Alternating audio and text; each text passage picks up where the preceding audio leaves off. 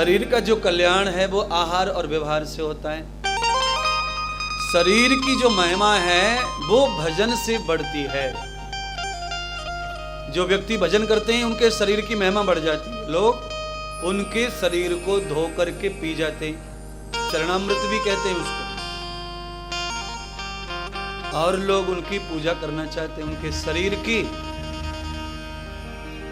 और शरीर में मदिरा भरी हो, सुबह शाम ड्रिंक करता हो, तो आप सब जानते कौन पूजेगा उसको। तो ये जो शरीर है मांस मज्जा हड्डी से बना हुआ, जिसमें चारों तरफ बास मारती है, इस शरीर की भी महिमा है। पर महिमा कब है?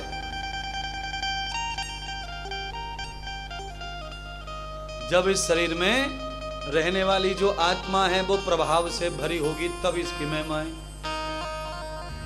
ये पहला सूत्र भागवत का मैंने बोला अभी, श्री योह वाला जो सूत्र है, आत्मनो प्राप्नोति यस्य भगवतम श्री योह। भागवत के ऐश्वर्य से जो भर जाता है आत्मा, उस आत्मा के प्रभाव से शरीर की पूजा होती है। अच्छा बोलो, दुकान पर से लाके पन्नी फाड़ करके बर्थडे में कोई गुब्बारे लटका सकता है? कब लटकाते हैं हम?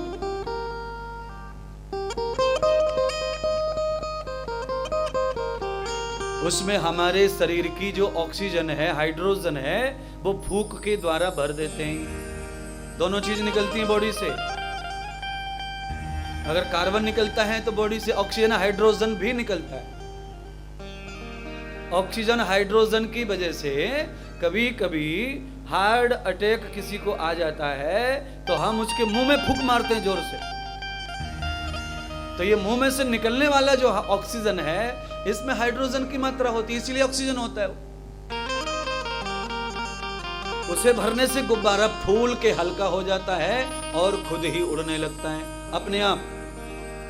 आप गुब्बारे में फूंक मार दीजिए, भर दीजिए और बांध दीजिए, गुब्बारा अपने आप खुदकता है, कुदकता है। ऊर्जा, गुब्बारे में ऊर्जा कहां से आई? वो तो जड़ है, रबर है, वो कैसे उड़ेगा? पर आपने जो उसके अंदर भर दिया है, उसकी वजह से गुब्बारा खुद ब खुद कुदक रहा है, जंप कर रहा है। ऑक्सीजन हाइड्रोजन में वो गुण होता है, वो सीधा आकाश की ओर जाता है हाइड्रोजन, और वो बॉडी में है आपकी। इसीलिए हम और आप बड़े होते हैं, फूलते हैं, फलते हैं, जवान होते हैं, बाल बढ़ते रहते हैं, नाखून बढ़ते रहते हैं, चमड़ी आती रहती है, बूढ़ी होती रहती है, नया आता रहता है। तो ये सब परमात्मा ने हमारे साथ इतना बढ़िया प्रेम दिया हुआ है, इतना सुंदर व्यवस्था शरीर की बनाई है। पर इस शरीर का सदुपयोग अगर नहीं हुआ तो इस शरीर को 2 कौड़ी का भी कोई पूछता नहीं। लोग लकड़ी में रख के जला के भस्म कर देते हैं। इसीलिए पहला सूत्र मैंने कहा, विदेहा मृत्युम न शरीर श्रद्धाम। मर जाएंगे तो श्रद्धा तो हो जाएगी घर वालों की ज्यादा, रोएंगे, बिलबिलाएंगे, तड़फड़ाएंगे, पर घर में रखेंगे नहीं मरे हुए आदमी को। श्रद्धा तो बढ़ गई है, पर श्रद्धा कौन सी है? वो अंधश्रद्धा है। वो उस श्रद्धा से कोई लाभ होने वाला नहीं, वो अंधश्रद्धा है। रो रहे कैसे रहेंगे तुम्हारे बिना, अब सब बेकार है जिंदगी। ये मरने के समय डेड बॉडी जब तक सामने पड़ी है, ये प्रवचन रोने वाले लोग देते हैं, मरे मराए आदमी को सुनाते हैं, तुम्हारे बगैर अब जिंदगी बेकार है, अब हम कैसे जिएंगे, तुम नहीं तो ये जग सब सुना है। और यही आदमी को रिकॉर्डिंग कर लो आप, और 8-10 महीने के बाद देखो उसको जरूरत ही नहीं थी मरने वाले की, वो मर गया तो मर गया। 8-10 महीने के बाद मामला अलग हो जाता है। हम अपने रंग में रंग जाते हैं, जो गया सो गया, समझाने वाले समझा के चले जाते हैं। तो जितना चाहे रो ले, अब वो नहीं आएगा तो क्यों आंखें फोड़ने का, अंधी हो जाएगी, अंधा हो जाएगा, बोलते हैं लोग समझ जाते हैं सही बोल रहे महाराज। पहले भी कई बार रो के देख लिया, नानी के लिए, नाना के लिए, बड़े पापा के लिए, बड़ी मम्मी के लिए, वो नहीं आए तो ये हमारे वाला भी आने वाला नहीं है। लोगों को बोध हो जाता है।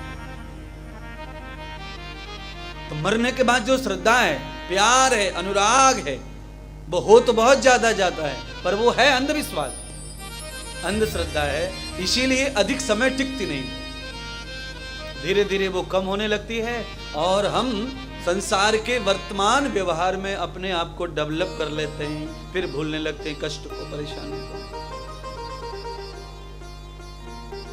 एक एक दो दो साल में भी कई हादसे हो जाते हैं। 2018 में शादी हुई, 19 में एक पार्टनर चला गया, एक विधवा हो गया।